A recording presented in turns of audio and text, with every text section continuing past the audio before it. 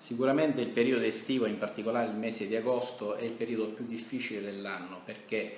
alle diciamo, carenze purtroppo di personale legate al processo di, chiamiamolo così, di razionalizzazione di tutte le spese del comparto sanitario si aggiungono ovviamente le carenze dovute alle ferie di cui ovviamente ogni lavoratore e ogni professionista deve giustamente godere in questo periodo dell'anno. Quindi purtroppo può capitare che in alcune attività diciamo, meno rilevanti, quali possono essere per esempio quelle ambulatoriali, sicuramente si può avere una contrazione significativa del personale. Vorrei sottolineare che sicuramente in nessuna struttura ospedaliera vengono a mancare i servizi essenziali, quali possono essere quelli del pronto soccorso, quelli delle normali attività di reparto. Certamente a livello ambulatoriale qualche disservizio può esserci ed è giusto che qualora questo si verificano i cittadini, gli utenti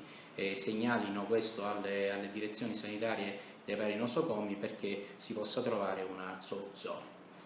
È importante sottolineare anche che in questo periodo dell'anno i medici di famiglia, che molte volte purtroppo sono accusati di non essere